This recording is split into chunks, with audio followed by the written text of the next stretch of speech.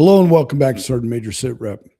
Today I'm going to do a little something different. I still am going to keep the political flair and let you know how the topic today ties in with local and national politics. But conversations throughout the week have led me to this. I was going to talk about the Fauci hearing, but everybody's talking about the Fauci hearing.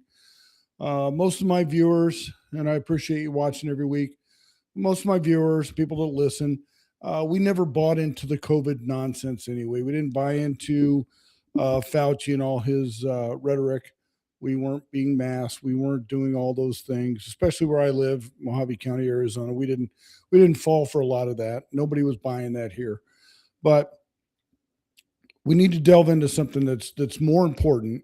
And I wouldn't even venture to say what percentage of Americans are not paying attention to this. You know, it may be in the back of your mind. You may think about it from time to time, but no real strategic thought in it. Not because Americans can't see it, is because we're always focusing in the wrong direction, and that's not by happenstance. There's a reason we're looking in the wrong direction. We have so many distractions. The political world is a distraction. Everyday cost of living, just getting from A to B, is a distraction for most people. So I'm going to use the term most people, and don't be put off by that, because the most people, that's your common everyday average Joe citizen. Party doesn't matter. Political preference really doesn't matter. Just people trying to get through their day. This is not something that's on their mind. So I was kind of asked by a couple of viewers and a couple of people talking to in my business world to maybe just highlight what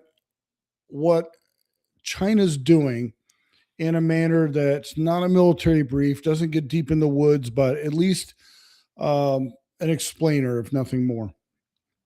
So I'll attempt to do that here today. I'm not the premier podcaster. I don't hold all the knowledge. I don't have the best equipment, but I do try to pull out relative information that most people aren't looking at. Like I said, I'm sticking with topics that are really not discussed too much, or an alternate point of view on those topics. And this will be one of those shows today. So let's get started.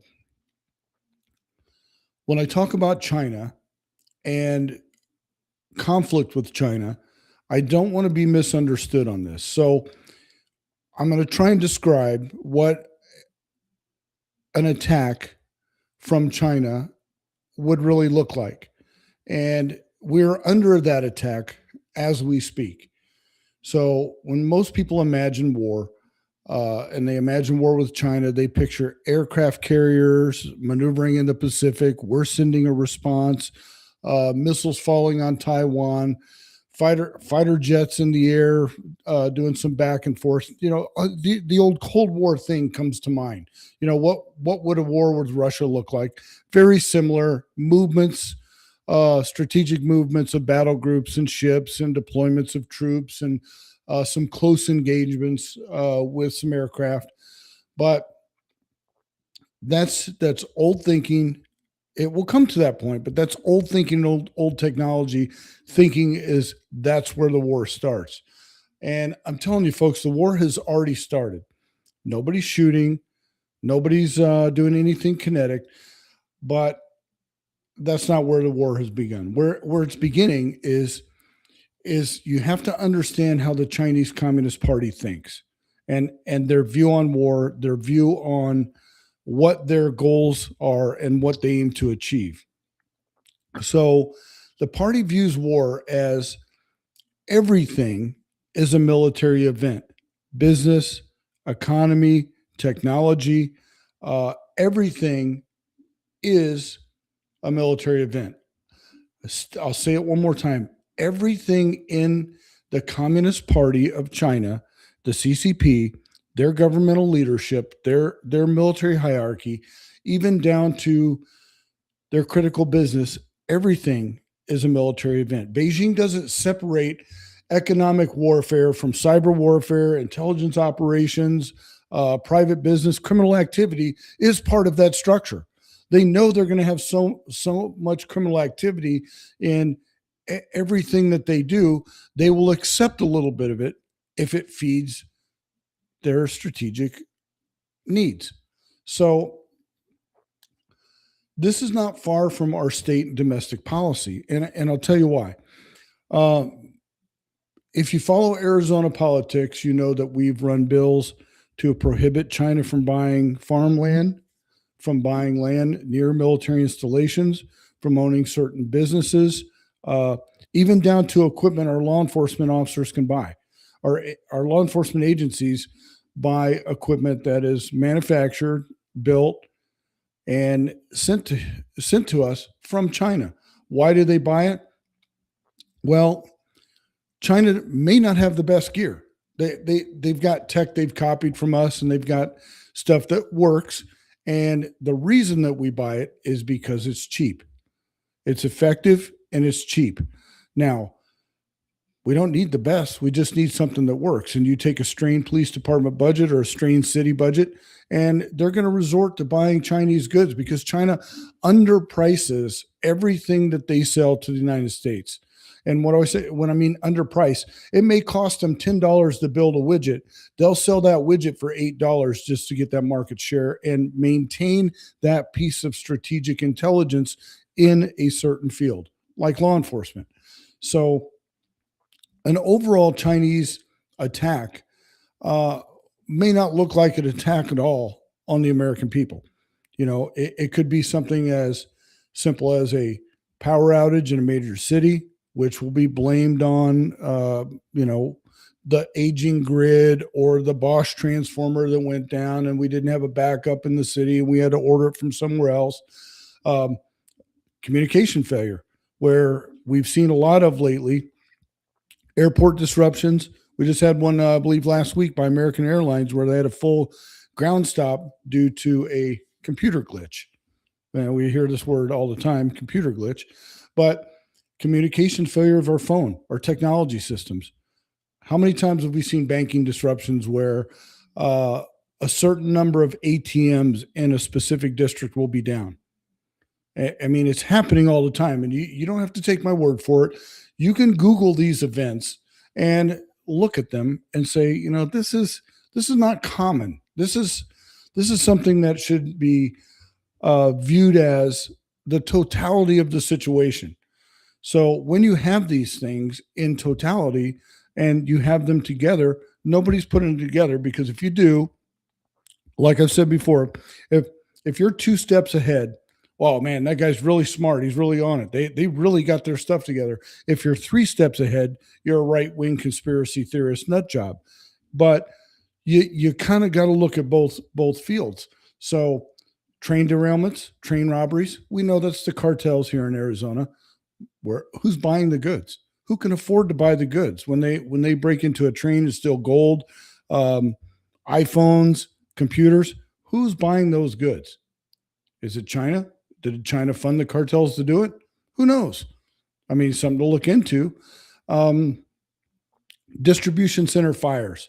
How many fires have we had at manufacturing hubs? You want to talk about our food supply. We've had the bird flu. We've had to kill all the flocks. We've had the fires at processing plants. China owns most of the pork production in the United States. Now, tell me how the United States lets a foreign country enter our swine operations to the point where they control most of the swine delivered for consumption. How does a foreign country get to do that? Now, I spoke about the drones. All the time we see drone reports operating near military facilities. We see it at Nellis in Vegas. We see it at Luke Air Force Base. When I was stationed at Huachuca, while I was at ATEC, we had drones flying overhead then.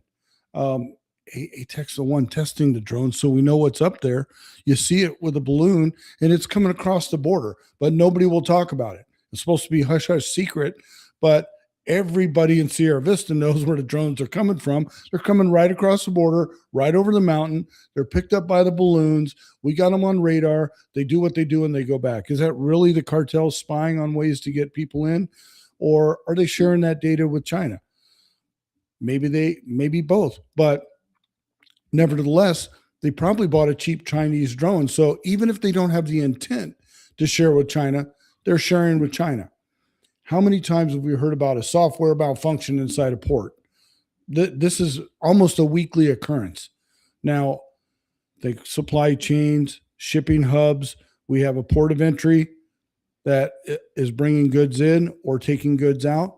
And we have these software malfunctions that stop port operations.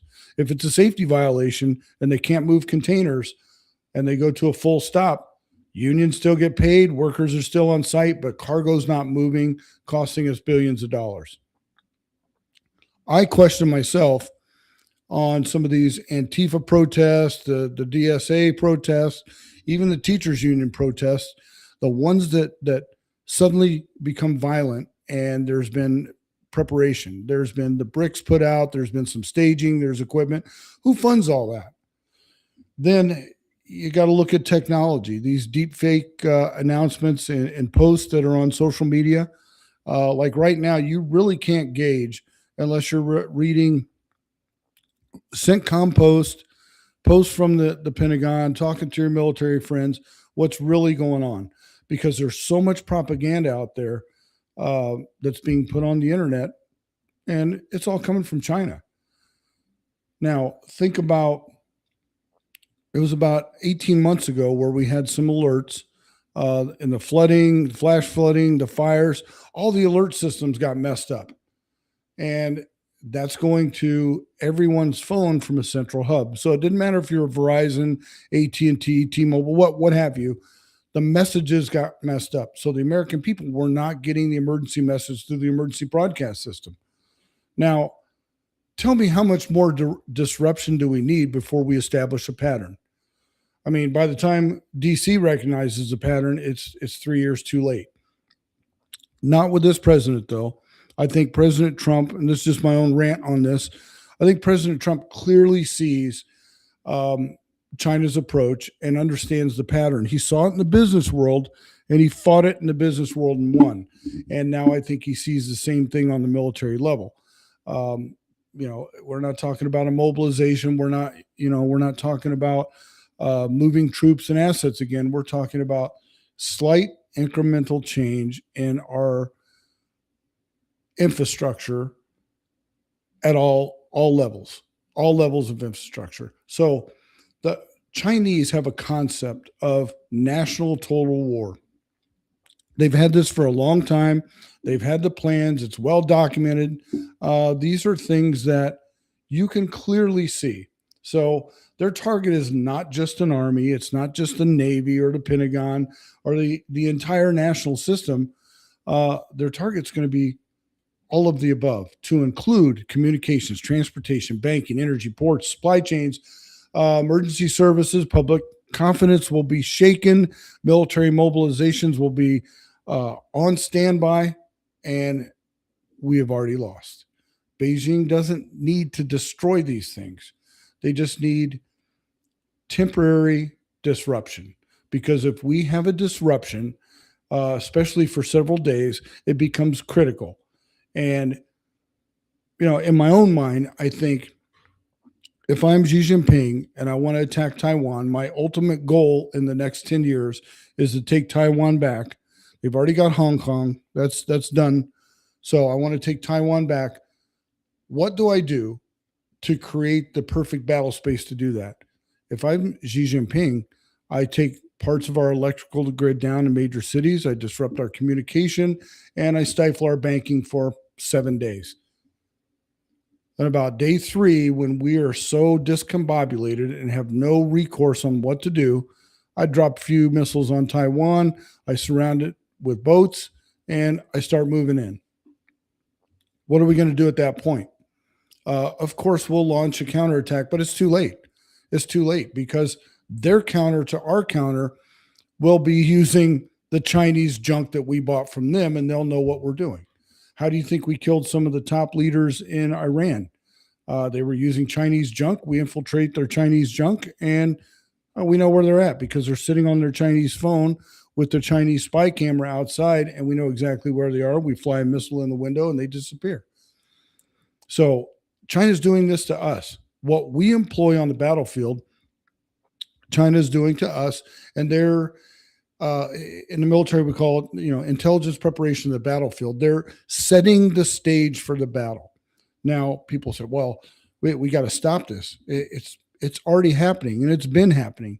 The CCP has spent decades building an economic and technological structure through access to the United States and the rest of the Western world. And we've sat on our hands because we love Chinese money.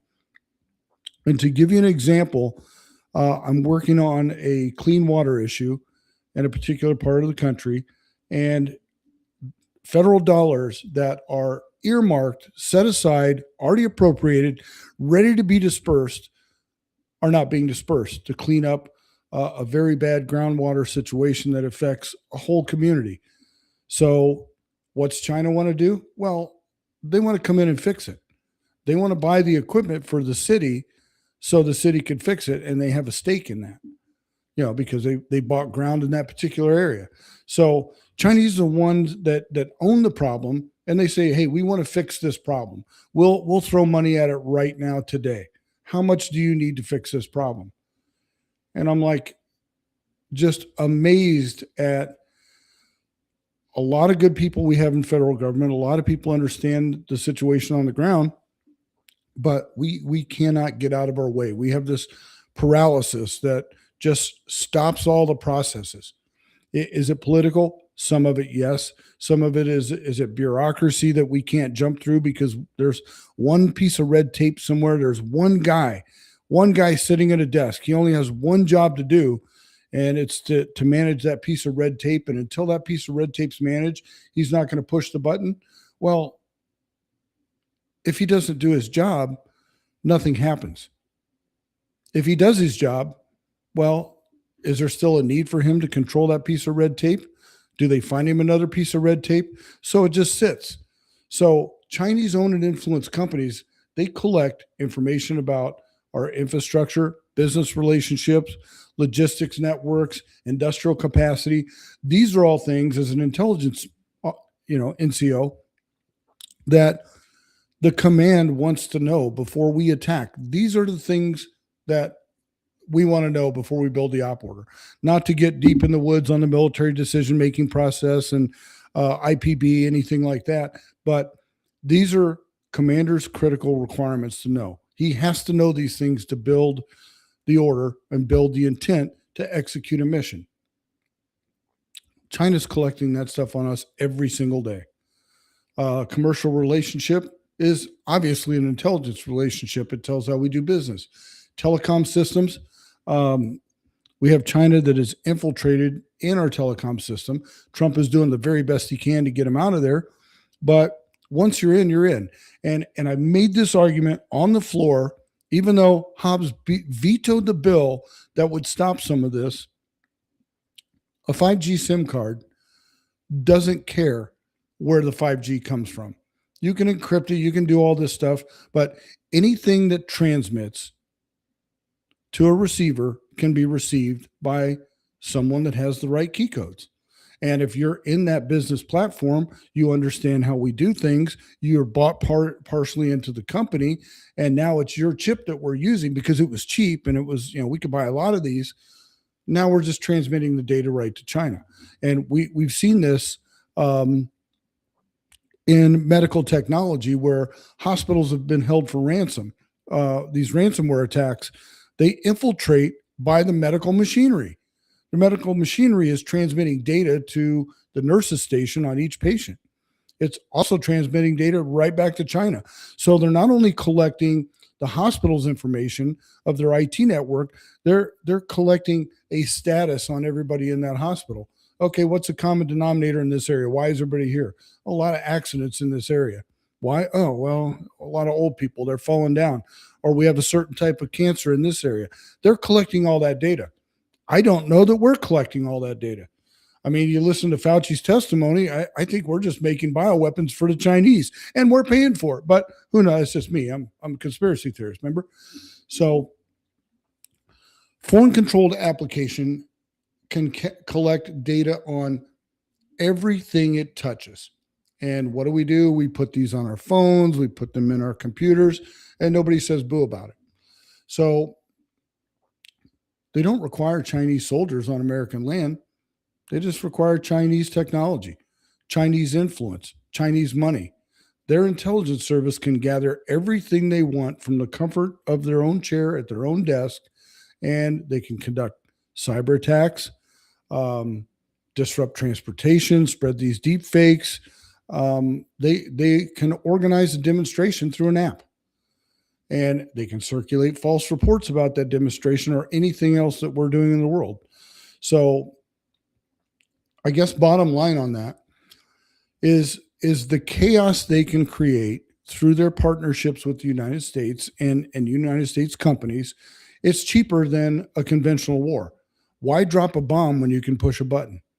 China doesn't have to defeat every American military unit.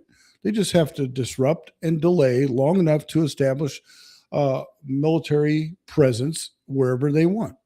And once that presence is established, then you go to kinetic warfare. And, I see the Americans winning, but at what cost? We don't want a war with China, but we are at war with China, the same as Iran. Just like I hear these people, well, Trump should have never bombed Iran. Trump's the only one that had balls to do anything. Iran has been at war with us. We've lost a lot of good people. We've lost friends to IEDs that were built by Iran.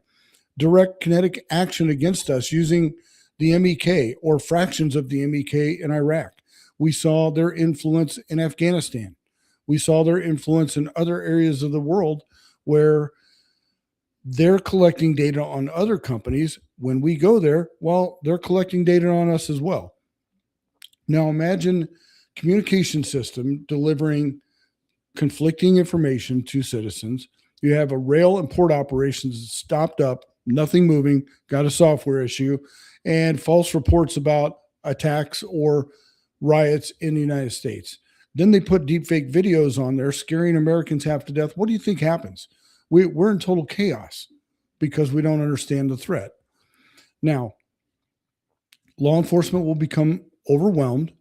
Governor's requests for federal support they'll be crazy. We can't handle this. We need the federal government to help us. The federal government is not in a position to help us. It's not. The way the country was designed, each state takes care of itself. Federal agencies are there to provide guidance and a few dollars now and again, but every state has a National Guard. Every state has their own law enforcement. And I think it's going to break down to that where every state's on their own. The more capable states will fare better, but as a nation, we're going to be at chaos. Not to mention the critical minerals and metals. That's the war right now that we're fighting. That's the business that I'm in. Think about Trump this month. It was on the 20th, signed an executive order that the Department of War cannot purchase with a waiver the rare earth minerals from Chinese corporations or American companies that are owned by China. I said it, and I said it correctly. American companies that are owned by China. So that limits our capability of what we can purchase to build for precision guided munitions, batteries, radars, electronics, energy infrastructure, even advanced manufacturing. The tough book that I'm using, the Lenovo that I'm using, uses all of these components. If China can restrict that critical mineral supply chain like they are during a crisis, it's game over. Game over. Where are we going to get the stuff? I mean, we used to get it from our own sources, but red tape, regulation, bureaucracy pretty much put the mining business on hold. They could ramp up again, but how long does it take? How long does it take to get our supply chain back up and running? Because Biden shuttered most of the DLA, which is the Defense Logistics Agency that had the capability of moving widgets around the globe at a moment's notice. Now some of these sites are shuttered. skeleton crews. In one case, I made a call trying to make a connection. I won't tell you what state it's in, but there's a maintenance guy there. His job is to keep the lights on and answer the only remaining phone line coming in. That's it. They're not moving equipment. They're not doing logistics. He's maintaining a government building. That's it. So, with that, excuse me, state and local governments, we are on the front line of this, and small business that are in the business of mining, rare earth minerals, logistics, transportation, all these small companies, they're the ones that are going to lead America into the future. They're the ones that's going to protect the national security. And when the government finally recognizes that, which Trump does, getting the bureaucrats and the political class to understand that government doesn't provide everything for everybody, we'll be better off. But we've all seen cyber attacks against our county governments. They don't appear to have anything to do with China, Russia, Iran, but we don't know. But we see county government getting stifled because they don't have the resources to fix it at a moment's notice. It takes a couple days. We've seen fires at regional power stations. We've seen communication failures that affect the 911 system, or 911 systems go down. We've seen brownouts. So if I haven't convinced you yet, I don't know what else I could say, but read some books on this. There's some military publications out there. Robert Chang is one of the best thinking minds when it comes to China. The Chinese don't need to invent an American political division. We already have that. All they need to do is continue it, make sure it still exists. They pump money into the left, they pump money into the right. People decide to take that money because they're tired of the government bureaucracy. They're tired of fighting a system, and you want to move forward. And, a lot of these companies, they don't want to do it, but they're left with no alternative to take the CCP money. And once you do that, you're done. The same with our colleges. If you remember back a few episodes, and in committee, I exposed ASU's deep connections with China, deep connections with Wuhan. We're talking billions of dollars coming into ASU from the Chinese government. And it's all there publicly available to view. You just go look up ASU's 117 filing forms. That's the forms they filed with the Department of Education, showing the money they take from foreign countries. ASU was honest about their filings to the best of my knowledge, but they're taking millions and millions of dollars from the Chinese government. They're bringing Chinese students over. They're teaching Chinese students the best of the best technology. And where do these Chinese students go back to? China. Where do they end up? They end up in the Chinese army, working in the field that we train them in. And we are training our enemy to defeat us in soft tactics. They can move a market. They can mobilize crowds. They can stifle emergency services. And we see these probes all the time. And probably the biggest thing in that area is civilian technology. It is part of the kill chain. Americans allow foreign controlled technology into sensitive areas because, like I said, most of the officials view it as their last resort. It's cheap, convenient, commercially useful. And the best example I can give you is communications, drones, and law enforcement. They're using the Chinese crap, and it transmits right back to China. Like I said, Hobbs vetoed that bill. She vetoed our anti-China land bill. All the bills dealing with China were essentially defeated by one governor's vote. And that leaves us vulnerable. I understand the law enforcement community not supporting those bills, but we do have we have a way forward. We can use some of the Chinese technology. We can re-encrypt it with quantum encryption. We can protect it from transmitting back to China. But again, once you add that cost to it, you might as well build the American version. And nobody wants to pay that additional money. They want the cheap, easy product right off the shelf that they can use, and it saves them money and it makes them look good. Well, they say they balance the budget. They balance the budget at the expense of the American people, and we have to stop doing that. The greatest danger is not China conducting these operations. The greater danger is that Beijing knows that they are successful and can provide that disruption whenever they want. Chinese leaders have already concluded that America is politically divided, economically dependent. Our technology is exposed. Our industry is weak, and we're incapable of making decisions during a crisis. Look at COVID. The Constitution was written for a crisis. It was written for a non-crisis. It was written for a meaningful way of governance, no matter what the situation. But what did we do? Trump resisted it. Politicians pushed it. States pushed it. Not all of them. We had good states and bad states, but they threw the Constitution out the window during COVID. They locked you in your homes. They told you had to wear a mask. You couldn't participate in the economy. You couldn't go to the grocery store. You couldn't send your kids to school. There was a lady arrested, and I watched the real time video as it was being filmed by a helicopter of a woman and her child being arrested on the beach because they were alone on the beach, outside, not wearing a mask.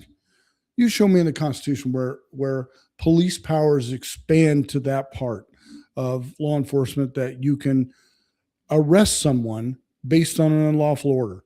Now, I'm not harping on law enforcement here. These guys are just trying to keep their job and live day to day. But the foreign access to our strategic systems, it has to be stopped.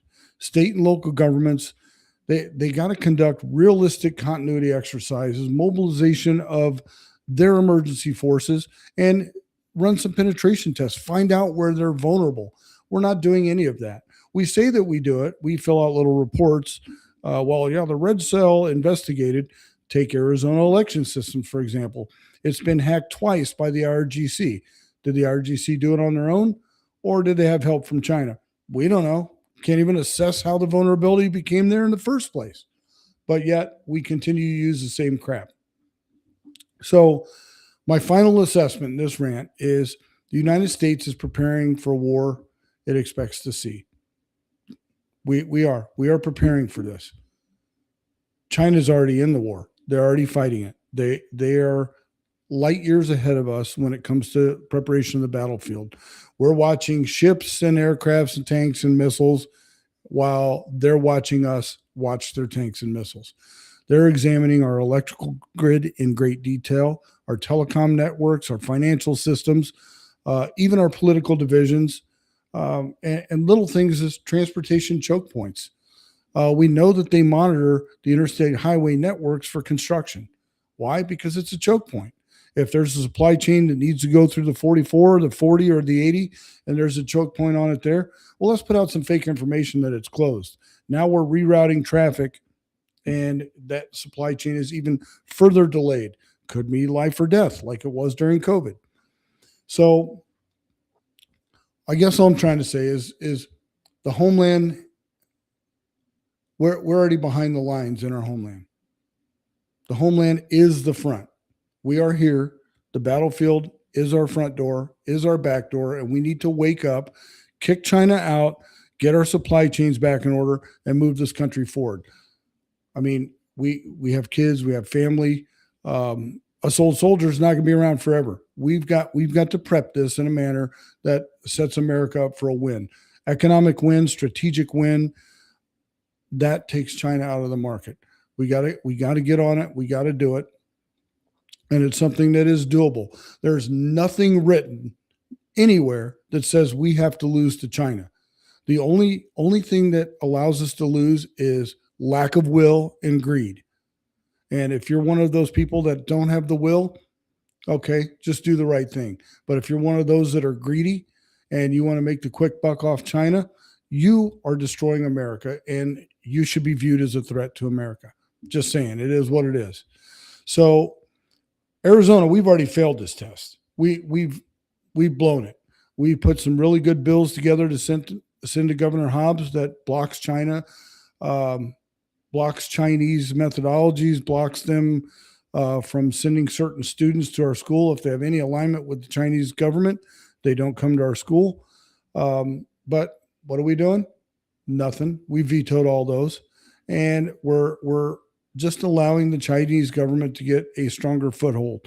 Now, people think, well, they don't think of Arizona as a big military location, but we have Luke Air Force Base, we have Davis, we have Fort Huachuca, Yuma Proving Ground, Goldwater Range.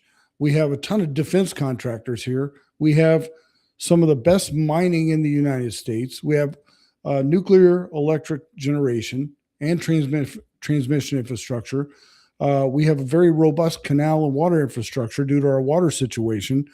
We are a hub for telecommunication nodes in the Western United States.